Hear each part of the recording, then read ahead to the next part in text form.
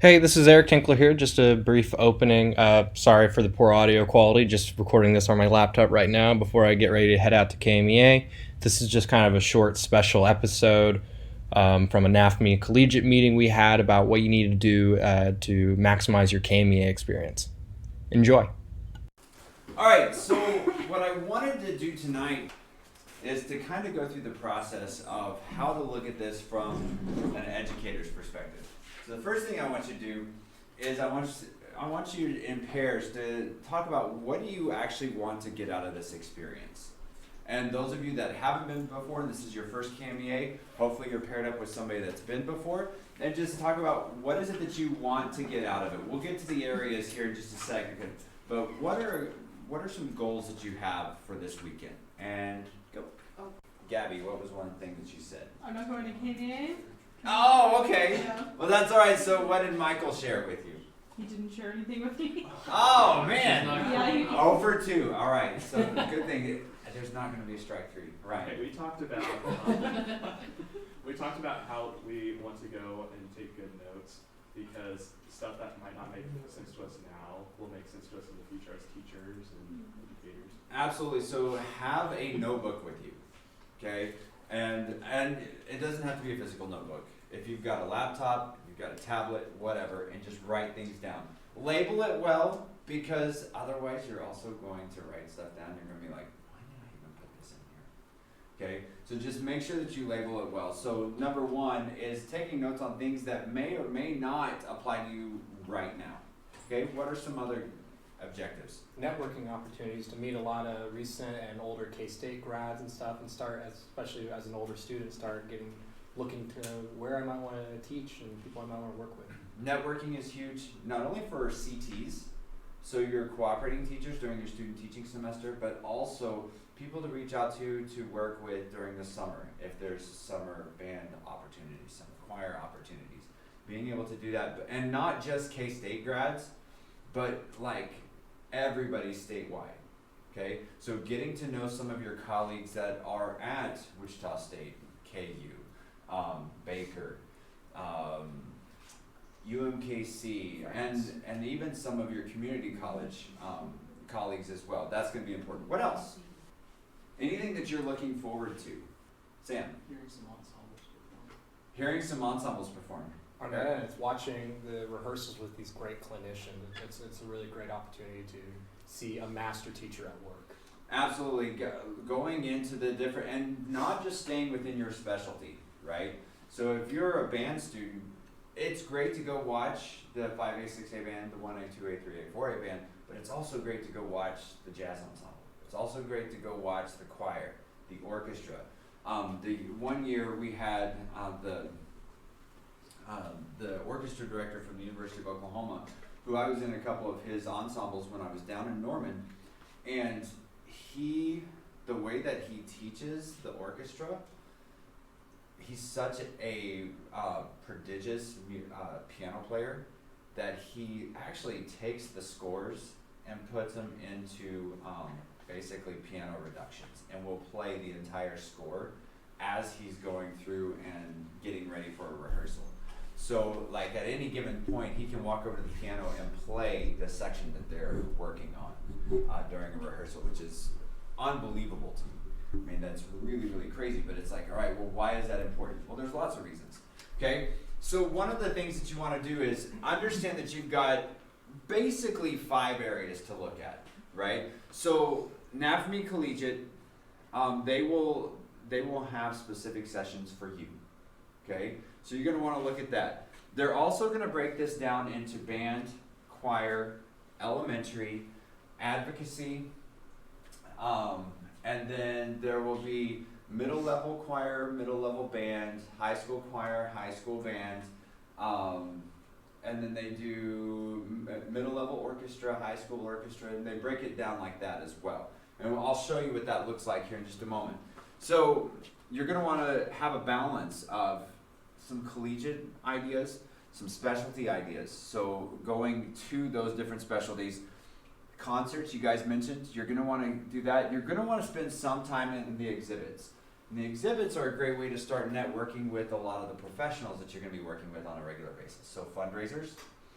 Those of you that I'm looking to see if anybody's been in 512 yet, nobody's been in 512 yet. I do bring in one fundraiser to talk with us in 512, which is our secondary methods course. But there you can talk to them. You can talk to trip planners, because you're going to have to start thinking about, you're going to be in charge of 75 to 100 people, taking them to places like Orlando, San Antonio. If you're crazy like me, you'll take them to Las Vegas, which is a whole nother world to take 150 kids to Las Vegas. It's interesting, right? And so you're going to want to talk with these people and begin to network. And then that networking piece is going to be huge, okay? So that looks overwhelming at first. What I want you to do is I want you to pull up ksmea.org, and it's going to look a little something like this. All right, so once you get here, it's kind of weird how you have to get to it, but go to conferences, and over conferences, go to in-service workshop. Under here, you can go to clinics, and then we go down to here, and you go to in-service workshop schedule. All right, so when you go to print your schedule, the first thing that you're going to look at, and what I want you all to do first is I want you to look at Thursday. All right? Now, when you look at these schedules, this is almost, it's counterintuitive. You uncheck the ones that you want to go see. All right? So what I want you to do, now, understand that Thursday, it doesn't really start until the opening session at 1 o'clock. So take just a moment and look through, and I want you to look through Thursday from 1 to 5 p.m. And you'll notice here, this is that area where I talked about advocacy or band, special needs, orchestra, service clubs. You've got a lot of different ideas of how to, this is the specialties I was talking about. Look through those and pick one in each time slot that you think would be interesting. Okay? Payne, those Yep. rehearsals that happen from 11 to 5, Uh-huh. if they're there, can they go in and see those Yes. rehearsals? Okay. Yeah, so those are that- open. Before the 1 o'clock there, if you're interested in seeing a master work with one of those groups, then you can kind of see where all of those all-state groups are. And then 11 to 5, I mean, are they going to be rehearsing from 11? Okay, so they are, and then they do take lunch breaks. What you also have to remember is that, like, all state 1A, 2A, 3A, 4A, this is the registration, but I think they are rehearsing off-site. So they are actually they're either at Wichita Southeast, or Wichita South, or they're at Wichita. So that one's probably not East. the best one to be. Right. The one to go to is the one that's down where they used to do the old exhibits, which is down in the old auditorium area. So you can get down to that, and I think that's the 5A, 6A. So this one We with can show there's a map. A map. So you know where all this stuff is. So for now, it's just good to like pick what you want to go see, and then figure out where that stuff is. treble all the choirs. Some of them are over at the hotel that is catty corner from Century 2 Center. And is that what says Jury Plaza? Jury Plaza. Plaza? That's exactly right. Okay, so if it says Century 2, that's within the convention hall. And I might recommend just pick those, because then you don't got to worry about trying to go out of that building somewhere else. Exactly. So, like the Riverview Room, if you want to hear elementary choir, that one, and this one is really going to be only that day, because their concert is that night and then they're done. So if you're wanting to see elementary choir, you might try and get there a little early to see them first, and then the others will be rehearsing each day. Okay? And then beyond there, look for outside of the opening session, so 2 to 5. Be looking through and see, are there any that pique your interest? Has anybody gone through and had a chance to look at any of these yet? Yes. Okay. So anything on that first day, Julia, that you're looking for? Oh yes, I have a whole list right here. Okay. So I think I decided that I want to go to Professor Dirks's presentation first because I've been wanting to hear it because And I've she's heard at 2 p.m. I've been hearing a lot of great things about it, so I want to hear it. Yeah, and so hers is looking, and I think that's the stress and the mental health of high school music teachers or high school music students, right? And that one's here. That's in 208 Walnut. So that's in the small hallway that's just off of Century 2. So that's going to be a really strong one. There's another one too. Do you guys remember Preston Thomas? Okay, so Preston Thomas, that's Preston Thomas's dad, and this is also on his dissertation work. So test scores and elementary music students. That will be really, really interesting. My guess is on the map, that's the music aptitude profile, which is by Edward Gordon. Some of you in 511 are studying a little bit of Gordon right now, and that's one of his aptitude tests. So he's looking at the map and the Kansas assessments. And he sent something out to the band directors group, and that one could be really, really good. Let's see. Anything else that in that 2 o'clock hour that sticks out to you? I was looking to see. I really recommend Miss Dirks's session. That's what I plan to go to. But if you're interested in learning to teach guitar, that session right above by Michael Christensen.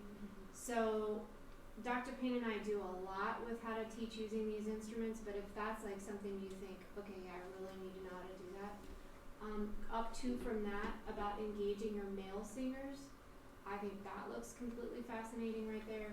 And then even 2 up from that, how to grow a thriving 5 to 12 band program. If you think you might want to be teaching in a small town or even not, and you're thinking, okay, these small towns, I might be the only band director in my district, I think that one looks like it would have a lot of And this one also, so Paul White, he teaches at Sumner Academy in KCK. So he's also going to be coming at this from a inner city perspective too, where you would be the only 512 director that they would see during that time and have limited resources. Ryan. I know that a lot of these sessions they give out packets or like online kits. Is there a way that you could easily access those, or should we just email the person? I would email the person because they used to give, there used to be a page on the website where you could go and you could get the handouts from every single one of the sessions, and especially the ones that you couldn't attend. And I'm going to write an email to Troy, and I'm going to say, but the thing is if the clinicians don't provide it, there's no way for them to put it up there. Now, here's a little secret that I do sometimes. Sometimes I'll go to a session and I'll get the handout, and then I'll leave and go to the other session that I really wanted to go to. But I really want to attend both sessions. That's when I really want to attend both sessions. And if I'm like, okay, maybe I could just get the handout of the one and then go to the other one. And sometimes you can spend the first 5-10 minutes if you want at that first Sometimes one, and I'll then do that sneak too, out. because they're 45 minutes long or 50 minutes long. So I might be like, okay, I'm gonna spend 20 minutes here, and then I'll hop over and spend 20 minutes in the other one. And the presenters don't take any offense to that. I don't think anything of people that get up and leave during a session. People do it all the time. Yep. So I guess this is kind of related to getting up and leaving or staying.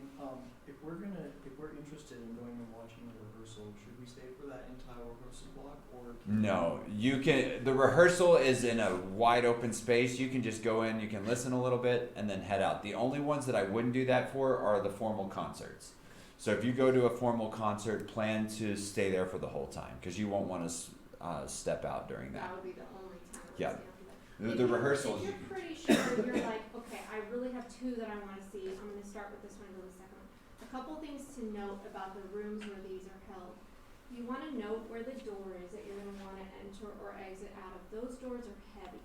So be sure when you enter or exit, if it's in the middle of a session, that you're prepared to really let that door close softly so that it doesn't make a big sound. And when bend the it handle closes. down. Bend the handle And down. push it closed and then let it go.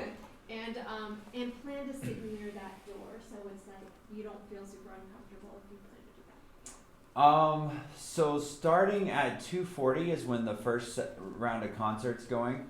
I was looking to see choral wise if we have anybody interested. JC Middle, Matt Schwann is an amazing director and has brought them a long way in the short time that he's been at JC Middle. That would be a good one if you're wanting to listen to middle school choir. In terms of the next round, high school choral warm-ups, I was looking to see if you're interested. Jason Sickle, he was a former teacher of the year in the state of Kansas. So he was on sabbatical for a full year as he went around and talked to schools all over the state. He's an amazing teacher. He's at Blue Valley North. Really, really fine teacher.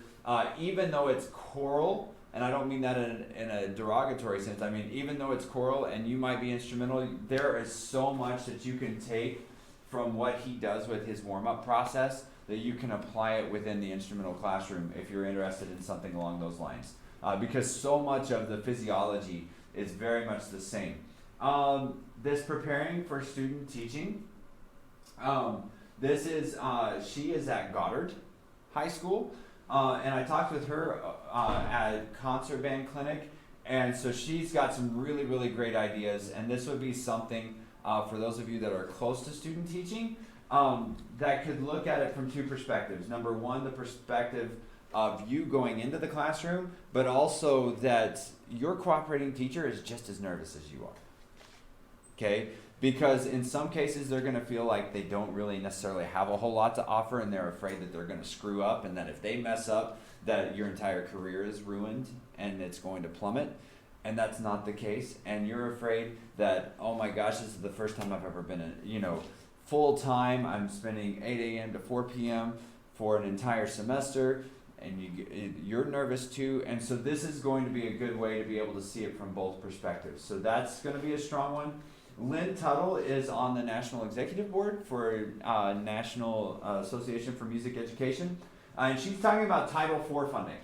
Okay, so this is going to be, so how many of you are familiar with Title IX? Okay, so Title IX, Title I, yeah, you all heard of Title I, probably in College of Ed courses, right? So Title IV is just another source of funding from the original Elementary and Secondary Education Act of 1964, which has been reauthorized and rewritten over and over again. It then became No Child Left Behind. Then it became the Every Student Succeeds Act, which is what it is currently after it's been reauthorized. So Title IV is a set of funding that school districts have access to for professional development. And she's going to talk specifically about how you can access these funds for your school district for music education. And so this is talking about it at the national level. A lot of times we don't have access to grants at the public school level, especially at the state, because so many other entities get their hands on it. But if we have access to national funds through Title IV, it gives you an additional layer of funding. And so if nothing else is piquing your interest, this is one that I might go into because I want to be able to add a little more discussion of this in our budgeting conversations that we have during secondary methods in 512. So I'll probably sit in on Lynn's session, and she's fantastic. Dr. Payne, before you move on, I want to point out one thing towards the top of that screen right now, where it says research poster session, and it says 2 to 4. So there's a really cool thing that you can see in this lobby that's on the second floor, and it's people have up all their research posters. So you'll see graduate students, undergraduate students, and professors who put their research work in music education up. And from 2 to 4, the people who did that research will be standing by their posters telling people about it. So that is a fantastic chance for networking. If you're interested in ever going to grad school and you want to meet some of the professors at universities around, or just see what the research is and talk with the people who've done it. If you're interested in doing research yourself, you might get some ideas there for something you want to do a research project on. And side note, come and see Dr. Payne if you want to do that. We'll help get you some scholarships to do that, as well as help you get started. And then, And on that one, they may not be there from 2 to 4 on this one because the full day is on Friday from 3 to 3:50. So I think they will start hanging them at that point. Oh. They will probably, but they will be there. oh, So they can go around and read it, but the researchers won't be there until Friday from 3 to 3:50. okay, sorry about that. No, that's all right. Just I know just they'll wanted be to. up. They will be up. Yeah, so you can go and see them and read about them. And the reason they do that is then on Friday you can go by and talk with the researchers. Okay, so The- Friday, 3 p.m. Is that what we're doing? Yes. Okay. Yep, that's what we're doing. So the poster will be up. I'm gonna hang it up probably about 1 o'clock on Thursday, and then I'll just leave it up over the course of the weekend. Oh, one more thing. If you're not going to Mrs. Dirks's, there's that From Surviving to Thriving, 2 to 2:50. How to make the best out of your first years of teaching, and I think that one looks good for a young teacher too. Absolutely. And I'm not familiar with Ms. Bomaras or Bomanas. I can't read from over here. Oh, one other thing I want to point out on that screen. Go back up a little. So right near where Dr. Payne's arrow is, where it says advocating for your program, finding big support in small communities. Meredith Reed is one of our graduates. She got her undergrad here and Bachelor's and master's. She was actually my very first student teaching observation here at K-State. So the fall of 2010. She was the first person I saw. She student taught with Chad Poppy at Manhattan High. So she's a choir director. She's just an amazing human, and she's going to talk about how they did a project where they raised a bunch of money for their music program. And I think that would be really interesting. And she's done amazing things. And her sister will be here in the fall, actually, For Um, masters. for getting her master's. Do you guys know Natalie Dooling? Well, it's Natalie Hamilton now, but anyway. Yep, she will be back. Oh, one more. I'm sorry. This There's a ton of them on here. Scroll down a little.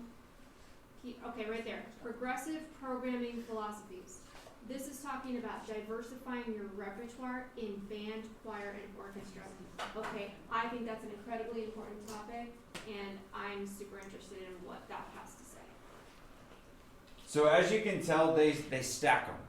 So it's hard to be able to get to everything. It's not going to So you be. see why I have to go to like one and switch and go. If you're looking for, so Jennifer Donovan, if you're interested in the ORF methodology, she teaches ORF at Samford, not Stanford, but Samford University. She also, I think she's done some work with, she started out teaching it at Baker. She's one of our cooperating teachers. And she's one of our cooperating teachers at Clear Creek Elementary in the DeSoto district. If you're interested in elementary, go She- and meet her. Yeah, she's amazing. And We can let's even place you with her if you get to know her. looking to see here. This will be the first set of small ensembles and band and jazz concerts. Let's see, mentoring network. All right. Now, while this is primarily for new teachers, you're going to want to know about this. And this is run primarily by Kelly Nedler from Dodge City Public Schools. He used to run it with Holly Taylor, who is John Taylor's wife.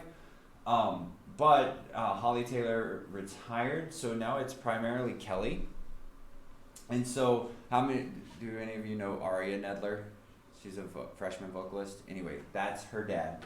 Anyway, she's a freshman music ed vocalist here at K-State. Anyway, this is a mentoring network.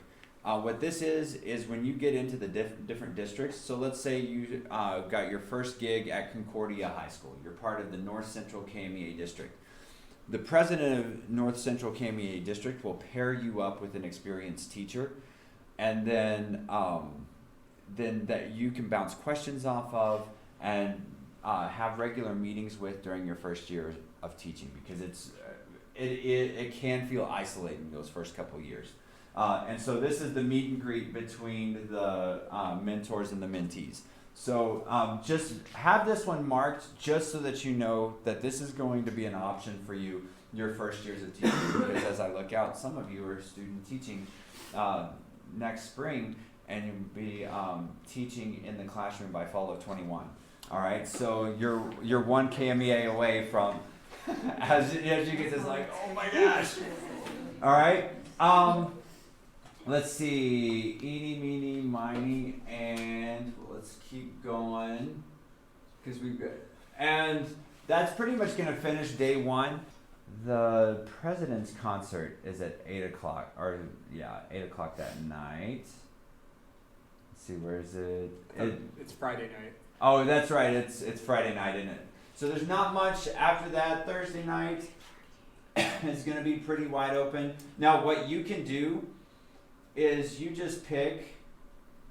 All you have to do here, before we leave this page, if you've picked a few, you can go ahead and do that. And I'm just not going to pick a whole lot. But then what you do is you say show schedule, and it just pulls the ones that you unclicked, and then you print it.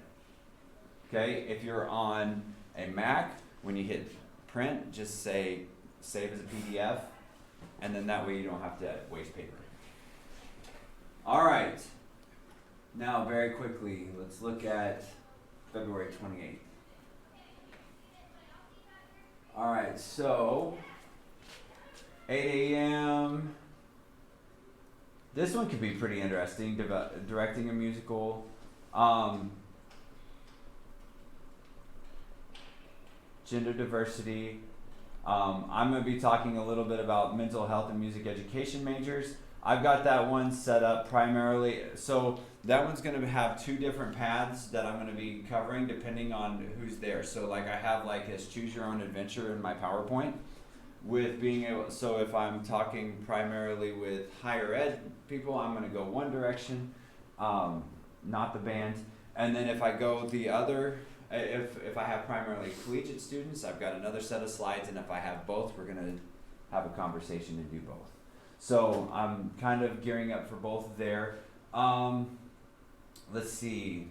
I'd also suggest that getting to the heart of music using social emotional learning in the music classroom. I think that looks like a good one for young teachers. And who is that? Let's see. Who did that one? That's 2 down from yours. 2 down from mine. Let's see, where is mine? Again, there we go. I don't know her I don't know. either. Michael Christensen. I need to double check. That's a big name, but I can't remember who he publishes with. But he's going to have. Again, you get a lot of this from us. Yeah, go into that one and get the handout. Right. Like you totally want to get the handout. Absolutely. And then give it to him. Because he's a big name in the publishing industry, so he's gonna have a lot of good things to go with.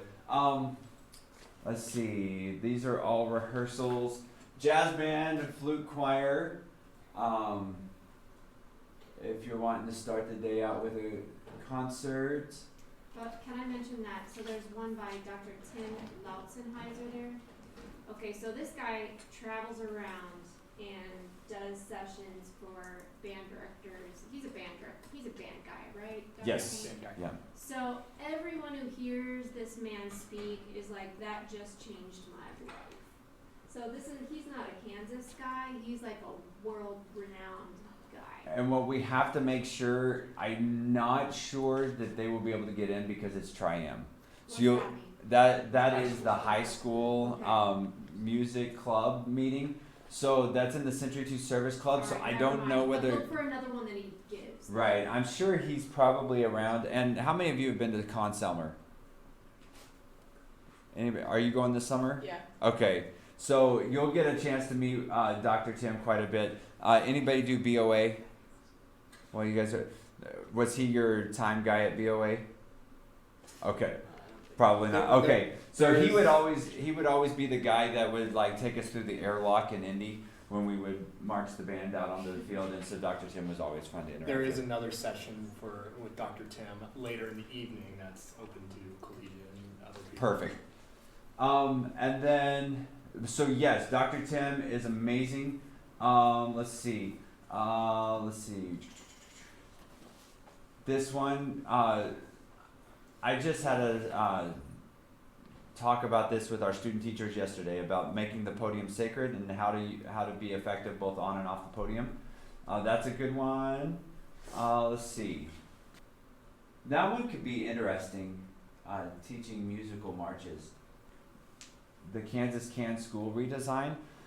And I'm talking with Abigail Baton up in Clay on how some of this is actually impacting music classrooms. But she would be a great person to go check out. She did teach at Bethany College, but she teaches the level 2 certification of Kodai at Wichita State during the summers, and then does some curriculum work for local Wichita districts. So she would be somebody that, if you're interested to see what's going on the political side and the legislative side, that would be a good one to go to. I think actually earlier that morning the Crosswinds? Let me look. It's the wind ensemble. Yeah, Crosswinds Wind Ensemble is Thursday, actually. Is it on Thursday? It's on Thursday. Okay, so that one's right out of the gate. If you guys want to go hear them, they are a Lawrence-based, or maybe it's Kansas City-based I actually. think it's Lawrence-based. I know Dr. Popeil is the conductor, but it's a community wind ensemble, and they're doing some really, really great lit. Pause for a second right there. 10 a.m. Teach my students, not your peers, kindergarten to 2nd grade. Yes. Miss Madison Hines is going to teach a group of students an activity, and the students are going to give her feedback. She's going to participate in that. So Katie Todd, who's doing that, is an elementary music teacher, one of our graduates, and Madison is going to participate in that session. So if you want to go and support her, I'm sure she would love to have your friendly faces in the audience. And also it's going to be cool because the young students are going to talk back. So there's going to be a KU grad in there too. I know Miss Madison's gonna shine at the star she is. And then Dr. Cooper has a session for strings if any of our string players are interested. Brett Jansen is one of our PhD students, and he's talking about audiation techniques for beginning piano lessons. And that's a little bit based on it's an offshoot of his dissertation. Then you've got, Wichita WSU Jazz, Gossel High School Choir. They always do an amazing job. And then Blue Valley High will be performing. I'm not for sure what their lit is yet. One more, as long as you're on that screen. 11 o'clock, there's a second session of those Teach My Students, Not Your Peers. This is a 3rd to 5th grade version. Another one of our students, Rachel Hunt, is going to teach a group of students in that session. So you can go and support her if you can't make the one at 10. Go to the one at 11 or go to both of them.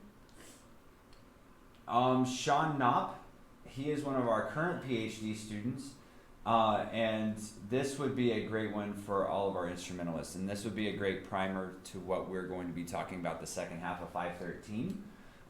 So this is talking about, once we get them the first 5 notes, how do we actually teach beginning band? And so his dissertation is going to be about developing a sequence for that first year of instruction. And then, let's see, there was one other, Ed Huckabee. You probably recognize that name if you're a band person, because he's got so much music out there. He's talking about sight reading and music literacy skills. That would be a really good session. And it might be one of those where you go to one and grab the handout and head to the other. If you're going to do that, you might take Ed's and go to, Dr. Huckabee's, and move to Sean's. Let's see. Listening to and understanding jazz. That could be really interesting. Brandon Wade is one of our current summer master students. If you want to go listen to that choir concert, that's going to be really, really good. Olathe South Wind Ensemble. Let's see. Charles McGeaney, Bandies. That's going to be a really, really good one. Trevor Duell. He is a trumpet player from Fort Riley, and he lives here in Manhattan.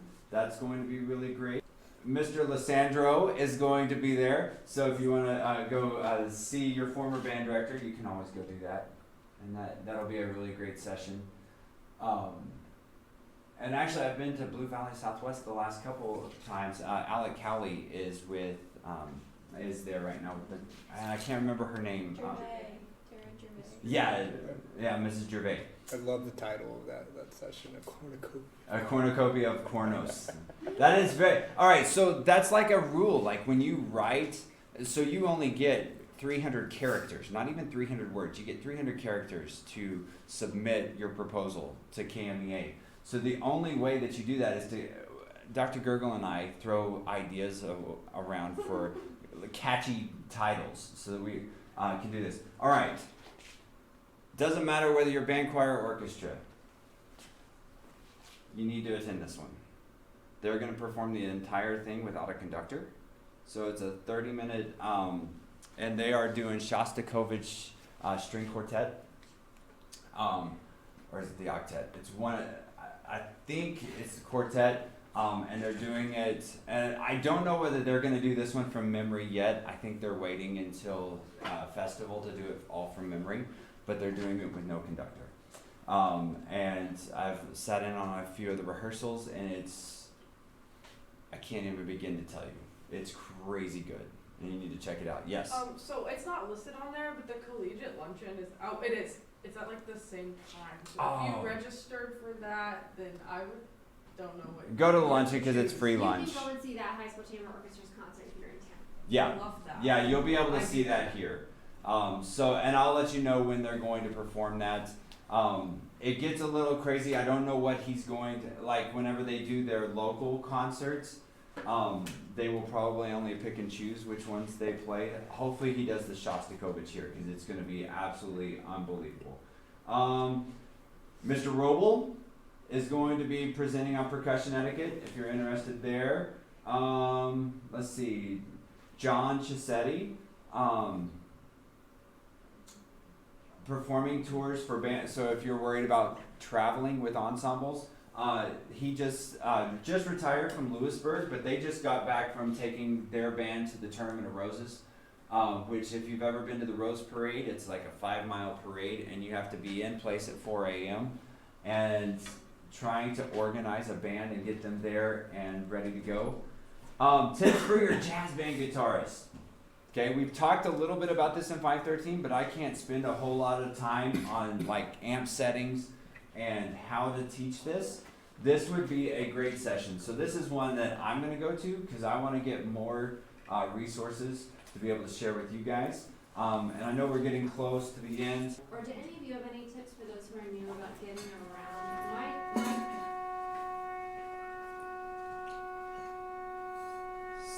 Somebody's Oh my God, it's me. my total energy. Huge tip. After any session you go to, introduce yourself to the person who gave the session. Just go up there, say hi, thank them for their presentation, and just introduce yourself. Tell them where you're from, where you are right now, grade wise and stuff, so that they kind of just know your name and stuff. They might be someone who down the line you have the opportunity to work more with, or they might just ask questions about yourself right there and stuff, and you never know what can lead to something. And here's the final areas that I would say. Number one, plan ahead. Know what you want to see, know who you want to meet, and seek them out. Establish those connections with possible student teaching CTs, future colleagues.